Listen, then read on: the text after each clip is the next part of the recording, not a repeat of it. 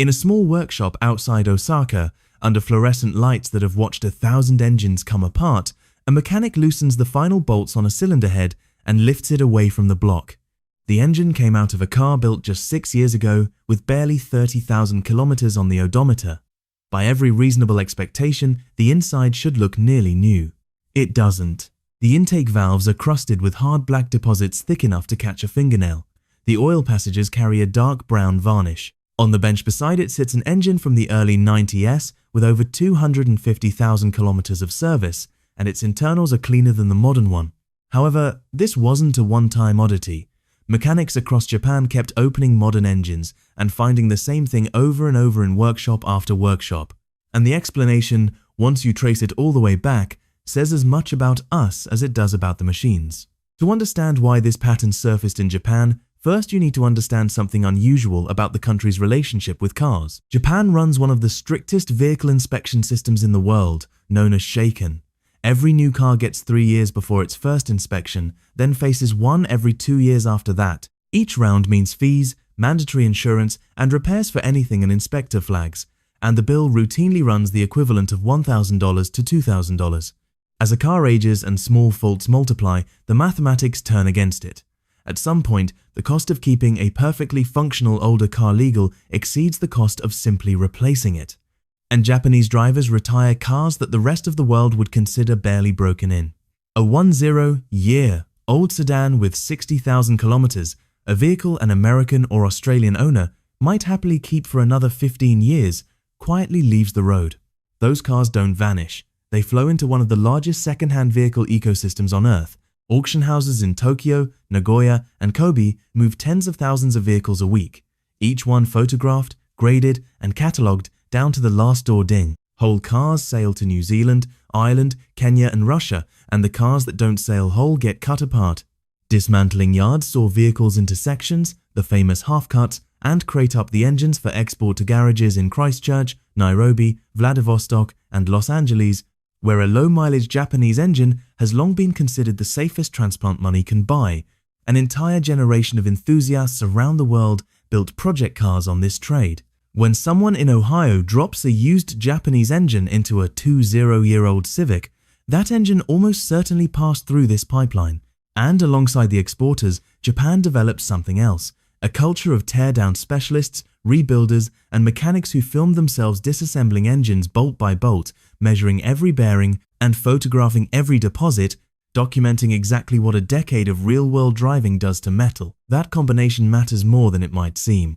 A mechanic in most countries might open a handful of engines a month, usually only the broken ones. A Japanese dismantling operation might see hundreds, most of them healthy, spanning every brand, every decade, every design philosophy.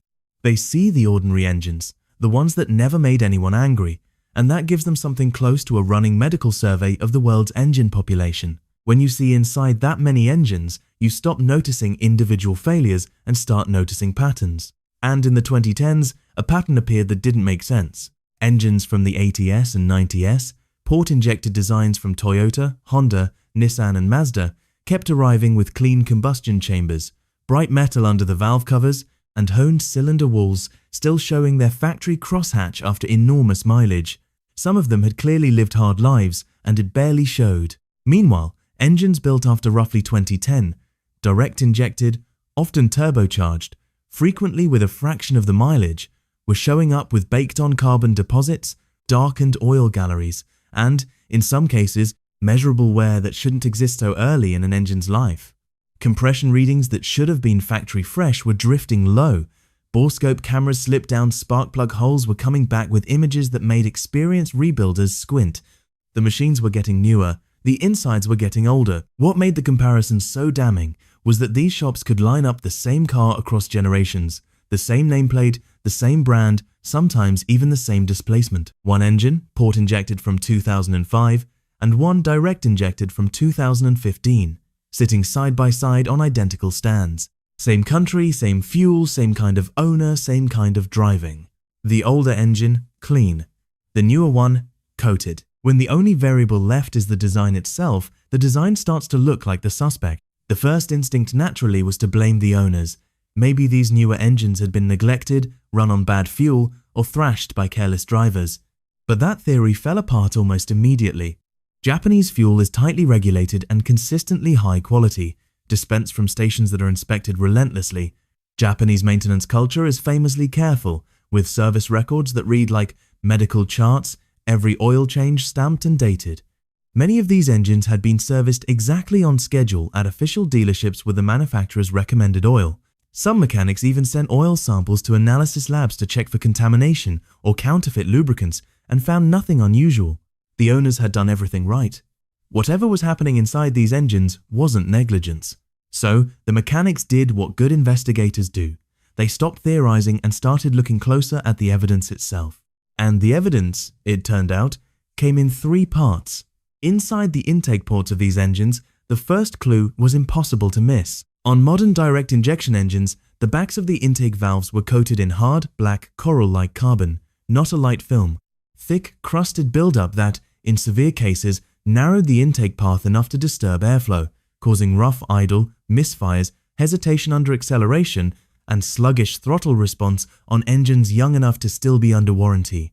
Dealership technicians were seeing check engine lights on cars whose owners had done nothing wrong at all. Older engines almost never showed this, and the reason turns out to be beautifully simple. For decades, gasoline engines used port injection, spraying fuel into the intake port just upstream of the valve. Gasoline is a solvent. Every time the engine ran, fuel washed over the back of the intake valve, continuously rinsing away the oily vapors that drift up from the crankcase ventilation system. Nobody designed port injection as a valve cleaning mechanism. It was a happy accident, and it worked silently for 50 years. Direct injection moved the fuel injector inside the combustion chamber itself. Spraying fuel directly into the cylinder at enormous pressure allows finer control over combustion, better efficiency, higher compression ratios, and more power from less displacement, which is exactly why nearly every manufacturer on the planet adopted it. But the moment the injector moved, the accidental cleaning stopped. The intake valves now sit dry. Every engine breathes its own crankcase vapors back through the intake, a stream of oil, mist, and blow-by gases that emissions rules require the engine to consume rather than vent. In many designs, exhaust gas recirculation adds a measure of soot to that stream. All of it flows across hot, dry valve stems, cooking at hundreds of degrees with nothing to rinse them. Layer by layer, drive by drive, the vapor bakes into carbon. The deposits the Japanese mechanics were scraping off those valves were, in a sense, the residue of a 50-year-old accident being cancelled. The strange part is that Japan had seen this movie before and had largely forgotten it. In 1996, Mitsubishi launched the first mass-produced modern gasoline direct injection engine, badged DDI, in the Galant. It was a genuine engineering landmark, and Mitsubishi sold more than 1 million of them within a few years. It was also, in hindsight, a warning.